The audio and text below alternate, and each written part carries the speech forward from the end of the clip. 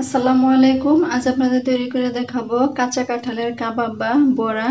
এর জন্য এখানে আমি কাঁচা কাঁঠাল ভালো করে ধুয়ে হলুদ দিয়ে সিদ্ধ করে নিয়েছি, আর সিদ্ধ করে পানি ঝরিয়ে মেজারমেন্ট কাপ দিয়ে 2 কাপ কাঁচা কাঁঠাল নিয়ে আমি পাটায় এরকম করে বেটে নিয়েছি। এখন দিয়ে দিব হাফ চা চামচ পরিমাণ রসুন বাটা, হাফ চা চামচ পরিমাণ আদা বাটা, আর দিয়ে দিব হাফ চা চামচ পরিমাণ মরিচের গুঁড়া।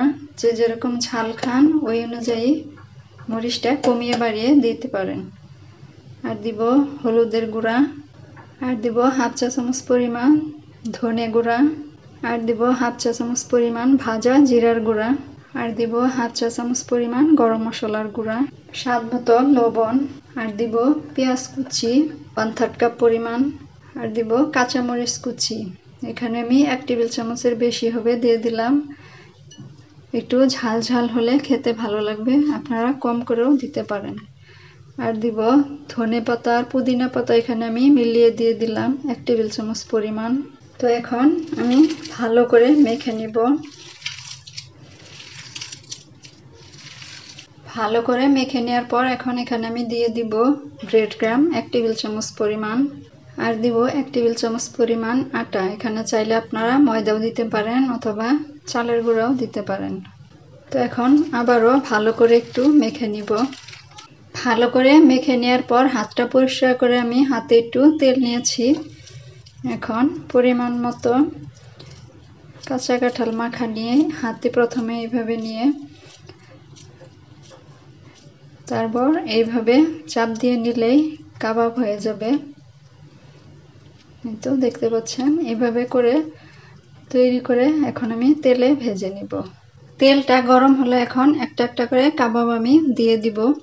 আর এই কাবাব ভাজতে অত বেশি তেলের প্রয়োজন হয় না, অল্প তেলেই ভেজে নেওয়া যায়।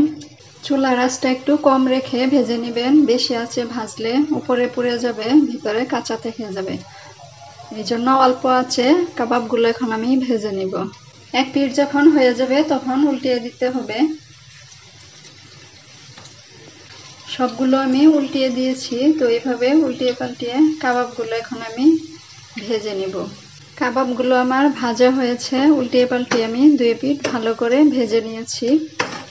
তো এখন তেল থেকে আমি উঠিয়ে নিচ্ছি। উঠিয়ে একটা কিচেন টিস্যুর উপর রেখে দিব, তাহলে বাড়তি তেলটা ঝরে যাবে। তো এইভাবে একটু কিছুক্ষণ ধরে রাখবো, তাহলে অতিরিক্ত তেল পড়ে যাবে।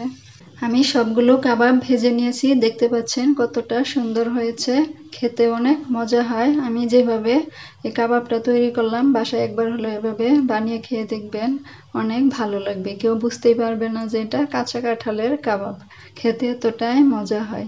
এই কাবাবটা আপনারা এমনিতেও খেতে পারেন, আবার চাইলে সস দিয়েও খেতে পারেন। একটা ভেঙে আপনাদের দেখাচ্ছি।